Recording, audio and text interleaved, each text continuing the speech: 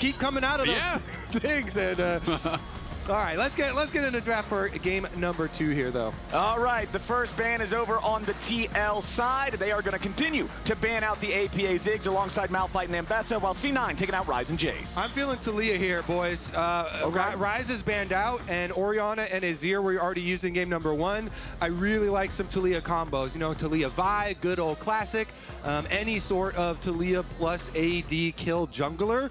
To me, those types of comps, especially if you just lost a game where it was in your control for so long and you couldn't finish, I feel like that's a big priority. Rumble, though, did get through the bans this time around, so they went for the first pick on it. So did Varus, and Varus is really strong. So that is definitely a concern. They're just slamming Varus and the Jarvan coming through. I can understand, Morgan, though. You just spent 20 minutes under your tower against Renekton, and then you lost in the team fights. And when you play that role for the team, it is so demoralizing. You don't want to play it again. You're like, I think I'd rather be in the winning side. All right, let's see what they can follow it up with, because Rumble here definitely deserves being built around as far as the team comp does go. Jhin can be played into Varus, no problem.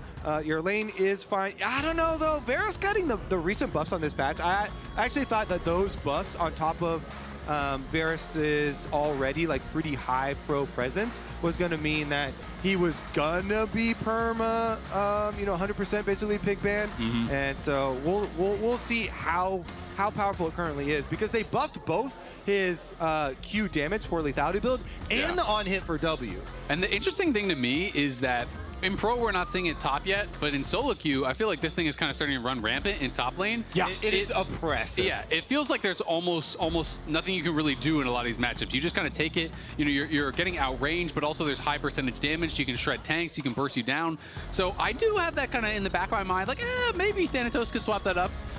But we are, of course, expecting, given that it is pro play, that Zven will be piloting it. And for my 2 cents, I also do like Aurora matchup into Rumble.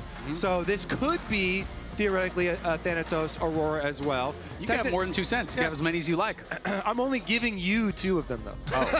Oh, okay. So I'm receiving the 2 cents. I was so generous. I said you could have more cents, and you're like, no. Yeah, I know. Can't we stop this senseless violence? All right, let's get into the second half of the draft here, as we do have plenty of question marks still with where these champions are going to go on the C9 side, with the Aurora and the Varus both being flexible. Over on the Team Liquid side, these are pretty hard locks for top lane, for jungle, for AD carry. So we'll see how they want to focus their bans here as the clock ticks down, and we still don't see anything other than the Sylas for C9. Yeah, the Sylas to me always makes me think of, Malphite's already banned, but then also Alistar. If you want to play Alistar, you really do not want to be leaving that Sylas up. It is giving so much power away. There's a couple of pretty good engage champs that Sylas works really, really well at stealing their ults. Obviously Alistar, Blitzcrank, things like this. So definitely leads me to believe C9 is looking for some more guaranteed hard engage for Vulcan. All right, let's see what else we can round it out with, because the supports are plentiful at the moment. And again, Nico's still up as well, so there's a lot of engage options. They don't just have to go with a melee engage, although Cloud9 would like some frontline. And I think that you always want Vi plus something. You don't want like Vi to be the only melee. Needs a buddy. Melee engager there. Exactly. Dive buddies are the best way to go. Yeah, you really do need that extra bit of damage to get over the top. Of course, you have the Rumble Equalizer. Morgan can try to get in there, but having some sort of frontliner flying in at the same time could be really strong. I like the Cassio ban here, taking that away from APA. So they are thinking, like you were thinking, Kobe, that this definitely could be Aurora top as an answer into the Rumble. So trying to limit the pool here in the mid lane. All right, what's it going to be for our 4th pick of the draft? If this does get locked in, it's throwing back to what we were talking about at the very beginning of this draft, the potential of the Taliyah when you have Ryze banned away, when you have Azir and Ori out through Fearless, and that is the pick here for C9. And I think it's one of the best champions, for APA. When I think about how he was playing last year, I really felt like Taliyah at that time was maybe his best champion. So it's definitely going to be something that fits well for him. Yeon hovering the Azael, and you can see him leaning to the side, looking over at APA. I mean, I'm still waiting for the tackle. He said on Twitter they're gonna Is he more likely to tackle him if they win or if they lose the series, you know? Yeon's going for like the victory bow and he just bam, pancaked. Yeah, APA seems like if I lose type of tackle angle. Yone gets locked in for QUID though. This guy has one of the biggest highlights of LCS of all time on Yone. So let's see, QUID Yone with a Rumble and Vi and Jhin. All of this dive. This screams Varus. I'm sorry, because you are going to have a very, very difficult time moving around at all in these team fights. That dive for the Varus is just so well constructed by Team Liquid. Yeah, and I mean, Tahm Kench is going to keep that Jhin safe from that Jarvan, you know, coming in. You can eat him out of it. They're considering the Alistar. That was kind of my expectation based on the Sylas ban, but obviously you've seen some less powerful laners. So Rakan, to me, always kind of, I feel like, scales better than the Alistar. I think you're really, really powerful in those team fights. You have a very weak laning phase. So sometimes when you're up against something like that Tahm Kench, you say, hey, I can just take a free lane. I can have that powerful engage later on. It's also really good peel when you look over and you see there's all these dive buddies coming in. There's the Yone, there's the Vi, there's the Rumble. You pop R, you run across them all, CC them all up with that charm. Can be pretty effective as far as that counter engage goes. All right, same question as last time, except now with a brand new coat of paint. Which side of the draft are you fellas feeling more? For me, I love dive. I think that this is just exactly what you envision when you try and get a first pick Rumble. Then you get to layer on top of a Rumble your Yone, your Vi, and your Jhin. Like, so I just feel like that is super, super well focused. From the Team Liquid side, the Cloud9 draft isn't bad. Though. By the way, it's Varus top and Zven is playing Taliyah bot. So they actually are going to do the Varus top I was mentioning, because this is Varus top is like unlaneable. Okay, never mind. Wait, is it? Okay, I guess it was messed up in Champs Select. It was visual bug. Okay. So it doesn't look like they actually did swap those things around. On my screen in Champs Select, it was showing that they had. I guess there's some weird things going on in Champs Select with the remake last game. So we're just gonna wait until we're in game and not trust what we see in Champs Select anymore. All right, let's get into it. Game number 2. If you didn't see game number 1, by the way, you should catch up on that real quick. Yeah, check the bot, put it on 8X. That was a banger. Let's see about the follow-up here. Will part 2 deliver as well? All right, let's check it out here. C9 up 1-0. Remember, it is best of 3s here in the Swiss stage.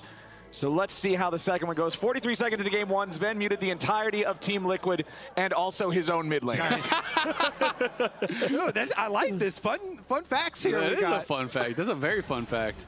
43 seconds. Okay. That's so funny. Probably he typed one time and he's like, forgot to mute APA. Let me update this. I like how you can sometimes see when people are surprised by, you know, summoner choices. There was like 10 pings on the fact that Yeon is playing barrier, and then Morgan on the other side was spam pinging the teleport for Zven. So obviously you are down that combat summoner for Zven and Vulcan, but if you can get pushed, which I expect them to be able to have here with this Varus and Rakan, then it can get really difficult sometimes. You can end up with some pretty bad bases where you're kind of lane locked, they pushed you in, then they base and TP back, and you get stuck. All right, as we wait for the action to really start to boil here in the laning phase, we've got Kangas standing by for an interview with APA's biggest fan. Much. I'm here with Stacy, APA's mom, who's here to cheer APA on the new team. And I got to start off, what's it like to raise a champion? I raised him to be a champion. So do you take credit? Absolutely. I think so. Partial credit. On a new team now, so I see you got the new gear as well. How hard was that to throw away all the Team Liquid jerseys? It's not thrown away. It's just packed up nice and neat. It's fine. It's good. We'll shelve it for now. Did C9 give you anything? They gave us more than Team Liquid does. And I did see you talking with Jack, actually, a little bit before we went live. What did Jack tell you? That they picked the better mid laner. I think so. Thank you so much, Stacy. She said it. Let's hear what the casters have to think about that. I like that because there's always, you know, this issue when you get replaced on your team. is there going to be any sort of confident stuff afterwards? But Cloud9 have been really welcoming to APA, and small note, Cloud9 have also given me more stuff than TL ever gave me, so I think that's just I think that's just how Jack rolls. That's just how Jack rolls. They also did better in Kismet Cup, you know. So I mean, you're gonna be building that confidence for sure. You know, if you're able to take them down in a match like this, you know, it's a great start for APA in game 1. You know, had that big play on the Azir champion that he's not really known for. Ooh, Yeon down to 200 HP down here, has to flash away to avoid the grand entrance from Vulcan. CoreJJ tries to cover the exit here for his AD carry. Zven with a flash forward, piercing arrow, but the heal's enough to keep Yeon healthy. Now Zven could be in a little bit of danger as Josedeodo wraps around from the side. Vulcan with a battle dance, reinforcing the rest of his team as Blaber grabs first blood, and he might just make it 2. Josedeodo falls, and C9 comes out on top, and the early scrap. It all starts with the AD carry duel, and you're able to see Zven sidestepping the W from Yeon. They get the advantage. Mid lane priority leaks over, and it means that APA, he always talks about loving this roaming style, and especially on Taliyah here, you know, he's able to get the advantage in mid lane to roam first. Cloud9 just clean up huge in that bot side fight. And this is always the worst feeling. You know, you lose an early skirmish, you look across at your laner, it's a blue buff on the enemy mid laner. Yeah. APA getting that and the lost chapter by this early. Great trade of flashes here from Vulcan. Yeon is put really, really low, and C9 have first move from mid lane, so they're just fully committing to this play. Zven flashes in, wasn't able to finish off Yeon, but because APA is there first, Jose goes in, but he has got to get out immediately. Blaber is able to flash forward and takes him down. It's really just all about the prio they had through mid, makes all the difference. Oh, and you can see the frustration for Spawn.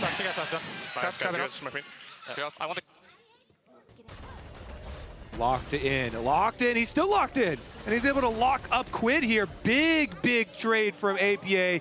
Blue buff too, so his mana is already back to full. He is feeling so good. And we remember the beginning of the previous game. It was constantly Yeon and CoreJJ winning out in the 2v2s in bottom lane. It was QUID getting ahead early with the Orianna kills onto the Nidalee of Blaber. It was a great start for TL in game 1. They still ultimately don't come out with a win. And now in game 2, C9 is up over 2,000 gold just 5 minutes into the game. And again, the reason I like this side for the team comp is that you can be so proactive. Wait a second. We have an invade from Blaber, so he's going to take away Gromp. Jose's going to find him, and APA is looking for solo kills. Yeah, there's no way for the mid laner from Team Liquid to do anything about this. So Blaber just takes his Gromp prize. Josedeodo is left a camp down, and C9's loving the way things are going early. I mean, APA is blasting this mid lane right now. You know, he had spent the rest of his career all on TL, right? Now you get to have this debut on a new team against TL. He gets that kill because he had push early, and that is really starting to snowball this mid lane because QUID gets set down. He doesn't get an early Berserker Greaves buy. He doesn't get that early Vamp Scepter to try to heal through some of this damage. APA gets a blue buff, early lost chapter. You can really start to slam home that advantage in these range versus melee matchups when you have that kind of a start.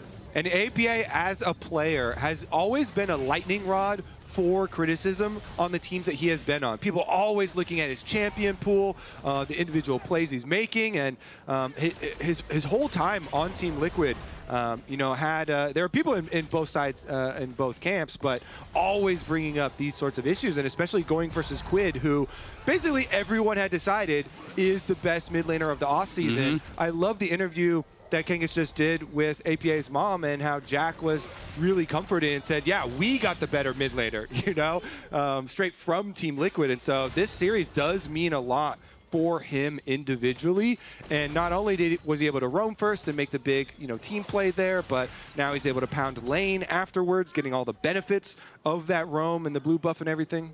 I mean, 2.5K gold lead, and we are not even 7 minutes into the game. That's a crazy start. Especially for pro play. Even in a game of solo queue, if I see a team up over 2,000 gold at 7 minutes, it's a pretty crazy start. But in pro, this is quite a mountain to have to climb up here for Team Liquid very, very early. Another nice seismic shove there from APA in the mid lane as well. Constantly hitting these onto QUID. He's up almost 20 farm 7 minutes into the game.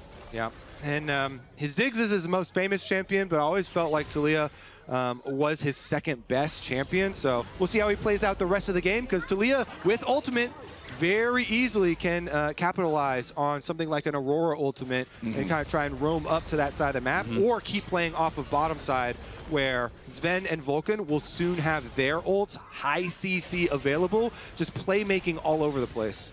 You know, I don't know if it's just me, but I've always kind of thought it was funny how much discussion there has been about APA's champion pool. Not that he's never had any issues, but it's like he came in, everyone's like, he's a Ziggs one trick. And then it's, he's an Azael one trick. And then there was the AD carry meta, he can only play Tristana and Corki. And then last year, people were talking about, well, he can only really play Taliyah. And it's like, okay, well, aren't we kind of adding a lot of champions in here at this point? And it's not like this is just like no-name people saying this. CoreJJ in the draw show that you did earlier this year literally made fun of it also. Yeah, it's a joke, but he's but making there's fun a little bit of a twist of the dagger. He said their mid laner only has 3 champions.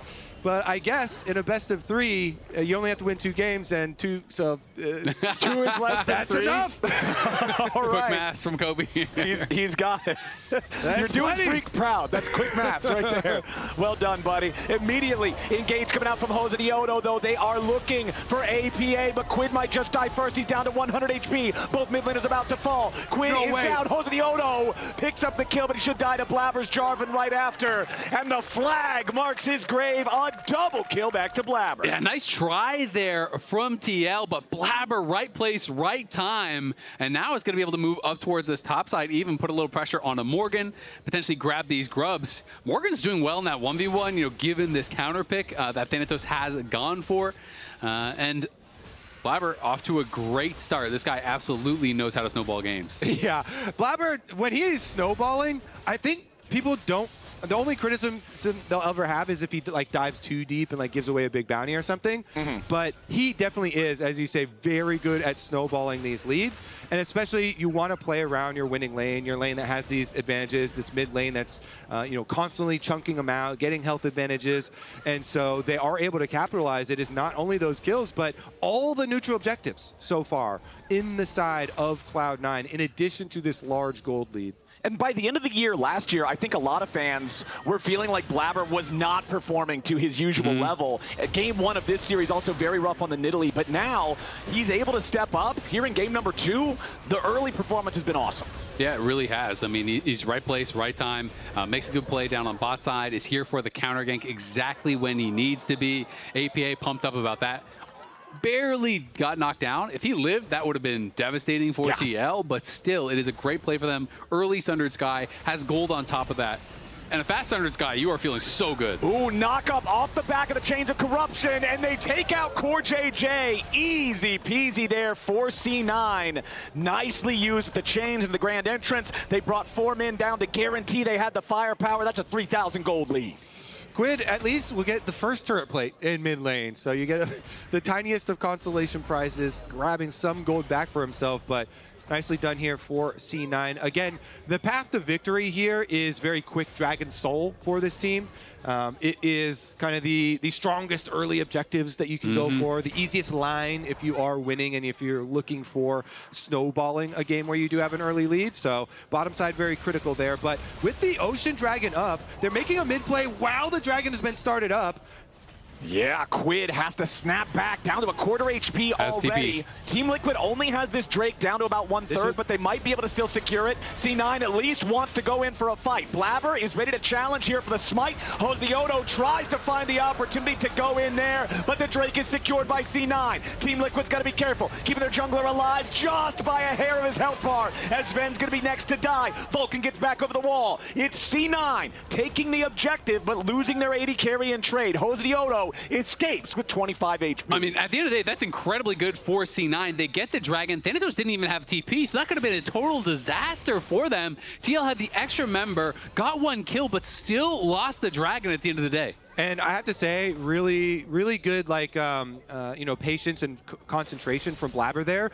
When Jose turns on you to try and suppress you, and Blaber's just staring at this dragon, and he's still able to get that smite. He doesn't die, he doesn't give over, you know, any extra gold here, secures the objective. Like, remaining calm under pressure during Dragon Smite fights is very, very big, especially with the importance of snowballing here. So, you know, anytime you see a jungler under duress, being able to get these smites is going to be big, and even bigger with the new season where they buffed up some smite damage. Once we see these things transforming here, Blaber already has his 1400 damage smite, whereas Jose is still on the 900. So it really further emphasizes farming your camps and getting your upgrades here so that you can get these. And honestly, I really like the changes, you know, with smite, because you also deal less damage to the dragon and the objectives, you know, as non-junglers, right? So it's harder to actually steal it away with an ability like a Varus Q or whatever. You and me both, brother. Yeah, I love these changes. I think it's great. It always feels terrible if it gets stolen away by a random spell. Jinx rockets, dude, they're the worst. Veigar late game. That guy's got 2 smites on basic abilities, but at pro play especially, I think it's really, really fun to kind of see that smite duel, right? Because when it's 1400 on both them and laners are doing way less to it, it's going to come down to you guys nailing your smite. And so the timing there becomes more important as a result.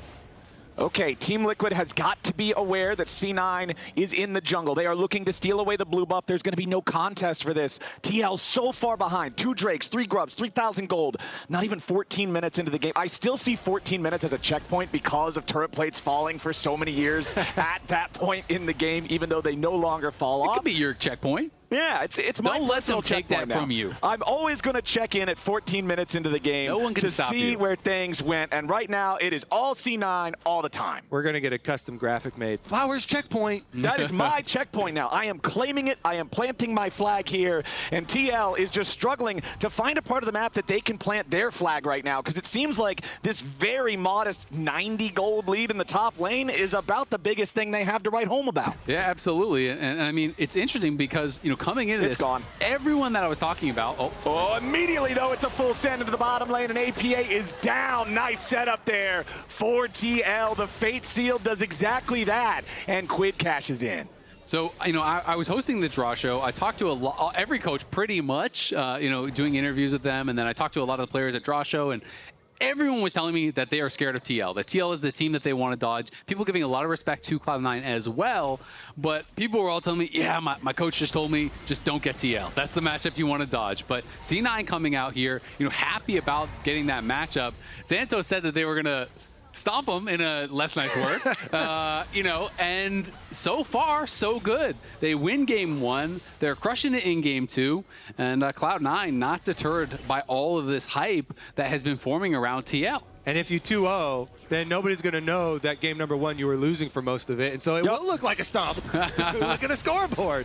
People only remember the score lines as APA does get jumped on there by QUID, who does have the fully evolved boots with the quest. He has his Blade of the Ruined King completed. It is full build Yone. So APA does have to play with respect, despite the fact that the early game has gone so well for C9. And it's only going better from here as they go after the Rift Herald. The gold lead has shrunk from 3,000 down to about, I don't know, a little bit over 2,000 gold here. So Team Liquid at least stopping the bleeding, but the next Drake is going to be a big target because it would be soul point for C9, and Team Liquid is already putting men in the river to get early control. Yeah, I mean, they absolutely have to stop that dragon stacking, but getting QUID in this position of power is massive. It wasn't long ago we were talking about this, you know, nearly 1K gold lead. He was getting slammed. QUID is such a playmaker. He had an incredible 2025 individually, you know, even on a team that wasn't, you know, winning championships. He was looked at as the best mid laner in the league, had some massive individual plays, got signed by TL. And these are the kind of games that when you are signing a player like this, you expect him to carry. You expect him to be able to take over, to save you in these positions. Yep. You got to put the eggs in the QUID basket, and hope he can make it work. Well, they're going to slam the Rift Herald egg into the Tier 1 turret basket, and all that stuff is falling all over the street because that turret is gone, gone, gone. First turret for C9 brings the gold lead closer back up to 3K, and C9 are the first ones into the river looking at their soul point Drake. Can they get the engage here? Team Liquid, they're looking for it. Okay, Josedeodo going to be in some danger. Blaber wanted to go in, but Jose stays away. Now the follow-up engage on the CoreJJ, but an equalizer down over the top. Jose re-engage after Blaber. They're looking to burst down the C9 jungler, but Jose dies first. Both junglers out of the picture, but Morgan is also gone. It's a 2-for-1 favoring C9, and APA wants 3. QUID continuing to try to escape into the bottom lane. Thanatos goes over the wall. A little bit more damage is all they need, and Thanatos goes on a killing spree. C9 win a clutch fight, 3-for-1. one. Their jungler might be dead, but they'll be happy with the outcome of the battle. That was a clean chase. He got the slow, and it's enough for them to chase down the extra kill here. Here, look, the idea to go for the kill on the enemy jungler, but immediately get the shove. Watch the counter engage from Vulcan. He's just standing right on his carries. As soon as QUID goes forward, you know, he is in position to just turn this around, goes immediately back in, insta charm on 3 members from TL, bounces the charm over on a core, so he can't devour his carries to actually save them. That was beautiful from Vulcan, really making it impossible for QUID to do anything in this fight. And I feel like that's a great contrast to what we were levying some criticism towards in Game 1, with the Tempered Fates not being on the money in the early fights from Vulcan. This time around, having that ulti impact, big. Oh, man, to do it. We can go from base. It will take 40 years. We can go from base. Actually does take 40 years. All right, right back out onto the map here. Team Liquid, they sent multiple members topside to ensure that QUID can maybe get some turret plate money. You know, CoreJJ up here trying to shadow him because they know, all right, yeah, we still need to put as much money into this Yone as we can. Like, they're still hoping, Azael, that QUID basket is, It's looking rickety. Even though it doesn't have a lot of gold in it, you still got to try and get more into it. It's the best basket you got, you know? You don't really have a lot of options here. But it is so tough dealing with Vulcan CC because there's nothing you could dodge. I mean, you have all of this great mobility here as QUID, but Vulcan is going to press R and jump on your head and you are charmed. Like, there's no avoiding that. And I feel like it's exactly what you guys were talking about in the draft, right? Yeah. You're not going to get punished in lane. We clearly saw that in the early game. And now that Rakan is ready to run rampant. Thanatos tries to escape here in the bottom lane, goes between worlds. Josedeodo has no opportunity to make a truly impactful play there. Instead, they will just force their opponent back. It'll allow Morgan to take the tier 1 turret at least. But meanwhile, C9's doing the same thing on the other side of the map. So even trade tier 1 for tier 1. When you're behind, you always feel pretty good about that, but we've talked a lot about the supports. These are supports by age. There's some pretty massive discrepancies now in the LCS from, you know, the oldest, most experienced players to some of the youngers. We have obviously some of the most experienced players here. Vulcan, not yet 27, but has been playing in the LCS for so long. You know, Core has been around since back to when he was on Dignitas as an AD carry before he went to Korea and won a world championship. So, you know, these guys have a tremendous amount of experience at this point, and Core, aging like fine wine, he's playing well these days, but it is Vulcan definitely getting the best of him in this game. We got some birthdays coming up on there. There was some 0.8s, 0.9s in there. There must be some early Somebody's birthday is today too. I remember. Inspired. Somebody somewhere. Yeah, maybe just our MVP from last year. Pretty sure. Yeah, might be that guy. But anyway, Yeon's the target now. Cataclysm comes down on top of his head. The damage just pours in. One more auto attack from Blaber gets it done. EQ backwards towards the rest of the team to make sure he can escape safely. Equalizer summoned up to clear out the wave, but Team Liquid won't do much more than that. Morgan now could be the target. He has to try to escape through the slow coming out from Thanatos with the between worlds. He's overheated. He's slowed by the weirding again. APA setting up the rocks, but a nice escape thanks to Core means that Morgan survives. I mean, technically, meanwhile, QUID is making money still here for TL while they're, you know, Cloud9 are chasing Morgan around the jungle. So they're still trying. They're funneling as much as they possibly can into the split push here for QUID for the Yone. 2 items currently for him, and are trying to create a feasible Dragon Soul team fight. It's going to be hard. It is definitely going to be hard, but you have to get that really dream engage here to try and get an assassination. I would say onto Zven. You know, Zven has definitely been a big issue from the backside of these team fights. This lethality, Varus, as we said on the new patch, did get some extra little bits of buffs there, and it has been pretty annoying long-range damage for them to deal with. It is really frustrating, and you know, clearly I think we know a fight that's going to be a win for TL has to start out with a one-shot on Zven.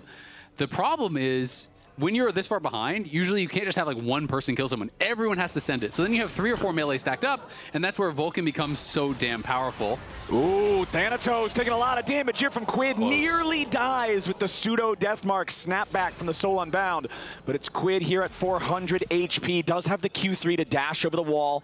He'll be fine escaping on that one. Josedeodo is hanging around the area in case somebody from C9 was there to try to snipe the last little bit of the kill. Critically though, gentlemen, it's not the top side of the map that matters at all right now. It is is less than 60 seconds until the Drake spawns. That is soul. That is Hex Tech soul if C9 secures it. Absolutely massive power spike just 23 minutes into the game. Nightmares are made of Hextech Soul lethality Varus, by the way. Zven poke is already doing tremendous amounts of damage, and it's also going to slow you, and he's going to land his next little bit of poke that much easier. So we do have all 5 unleashed teleports ready on the map right now. Remember that C9 does have that extra map-wide utility there through Zven taking that non-combat summoner spell. Thanatos going to keep the pressure on the mid lane while Team Liquid tries to show up to contest this early positioning on the bottom side river on the Dragon Pit. Look at him. He already lost like 30% of his HP. That's just 1 Q from Varus. If you get tagged again, they pretty much can't fight. So that is the difficulty of dealing with this Varus. And look at APA setting up for an ult. And Morgan is so far away right now. Rumble is showing on the mid wave. So Cloud9, now they need the teleport to come in. Here we go. All right, let's see how it's going to go. Morgan tries to get in there. APA immediately fires off the wall. C9 going to stop DPS here with the Drake right now. Blaber with the engage onto the Cataclysm. Chains of Corruption does not hit a target here to follow up, but the curtain call is already open. Drake going to be secured by the side of Team Liquid. No soul just yet, but what about the fight? Thanatos coming in, wants to fire off a 2-fold Hex, but the weirding only hits Morgan. Now Josedeodo's down to 200 HP. Blaber on the front line. Jose's already down as Core tries to get away. Blaber's still chasing, and CoreJJ's next to die. Yeon meets the business end of Blaber's spear, and C9's already picked up 3. They're not done yet. You're going to see Thanatos go for the recall, but he has teleport to join up with the rest of the team if he needs to. Nearly a 7,000 gold lead. Baron's going to be the target here for C9, even though they lose out on the soul. Morgan is able to burn down the dragon by some miracle there for Team Liquid, but because you lose so many members, Cloud9 are going to try and finish the game with a Baron buff here. This thing should be guaranteed unless QUID truly is magical and creates something out of nothing here. All right, QUID, this is anime protagonist or bust at this point, and it looks like it's bust. All right, C9, they will happily not achieve a soul if they can get a massive team fight win into a Baron 7,000 gold lead, C9. I mean, it is just almost impossible to come back from this point. You have to think Blaber now finishes up the GA. He is way ahead. Careful, Kobe, we can go for it a little bit. No, he had the stroke. I don't have vision, I don't have vision. I'm going for it, I'm going for it, I'm going for it. I'm going for it no matter what. I'm going for it no matter what. I love it. I'm going for it no matter what. And here on the top side now, QUID is in some serious danger. He has to snap back, but he's immediately thrown back on to those stones that'll mark his grave. C9 picking up another one. Enemy mid laner down for 35 seconds. I love that confidence in the comms listening from APA. You know, the new guy on the team, as we saw in the content, you know, his mom making a presentation for him and him giving multiple presentations to the team, but now Blaber's in. Yeah, Blaber's already dropped the Cataclysm. Josedeodo wants to try to turn the aggro back around onto Zven. The Varus is under some pressure, but not any longer. The rain of arrows over the top. Jose is low, flashes back over the wall, but Morgan's going to die. APA on a killing spree, and Team Liquid are on the run. Health bars are shattered. Morgan is broken, and QUID is still yet to respawn. The C9 aggro continues. Yeah, I mean, this is such a long respawn timer on Morgan. Even if they don't end the game right here, they're just ballooning this gold lead even further, and they are TPing in for this. They're going to grab the mid lane inhib. They already took down that top lane T2. The question is, do they go for the top lane tier 3? And it looks like that is going to be the answer. And they've already got the wave here. Why not cash in a little further? Morgan still dead for another 10 seconds. C9 continuing their pressure. The top lane inhibitor turret will be taken, and it looks like the call is to back away. They know Morgan's spawning in 5 seconds. They don't want to overstay their welcome. They've got 11,000 gold, and a lot of that's ready to be spent right now. C9 head home. Yeah, the damage has been done. Cloud9 claim full supremacy on the Rift. TL, they need that real magic now. You got to be like 5 people in a brush and hope that somebody's out of position. You got to be praying. It is going to be tough. Cloud9, though, feeling great about their new look debut. Looking to try to put the finishing touches onto this one. Bringing in the the new coaching, the addition to the coaching staff here with the Narrow and I Will Dominate being there for the team. And I remember last year Anero talking about how, yeah, the first couple of games my drafts are great. It's after that where Fearless starts to get the better of me. Hey, this is game 2. If you're playing best of 3s and you can give me 2 good ones, that's good enough. And That'll get her done. C9 are looking to take this one here. The tier 2 turret in the bottom lane is going to fall. An 11,000 gold lead. The Baron still on him for now as Blaber goes forward. Cataclysm on CoreJJ forces him to flash away over the wall. Ult for flash there. It's going to feel just fine as now that Baron is finally going to wear off. C9 thinking about how they want to keep this one going. They've got less than a minute until the dragon spawns, so control over this bottom side of the map is going to help them one way or the other. Yeah, they're going to go about this the safe way. No need to rush into an ending play where there's even any chance that you possibly throw the game away. Just wait for the Dragon Soul to come up. Yes, the Dragons are like tankier now in the new season when you have multiple earlier ones taken, but that's not going to be a problem at all. So just get complete vision leading up to the Dragon. You know Team Liquid will be squirming and feel the pressure and make them come to you. And I mean, Yone and QUID aren't even close to getting their IEs. They're both on no gold. They just bought. Yone is doing no damage. When he is hitting Blaber, it is just not even moving his health. And one Varus Q is doing about 50% of Yone's HP. And when you look at the junglers, their first 2 items were identical, but now Blaber is up an entire Guardian Angel over his counterpart in Josedeodo, and that is a tough, full item to be behind from Josedeodo's position. C9, they're going after the Dragon. Yone and Core are already chunked down to half HP. C9 is slow DPS on this Drake. They're waiting to see if it's a fight against TL they're going to take instead. QUID gets away here with a Fate Sealed for now. Between Worlds, not going to get it done from Thanatos, but a nice seismic shove means CoreJJ is out of there. QUID still trying to run away. He goes into the Soul Unbounded, buy himself a little bit of extra time.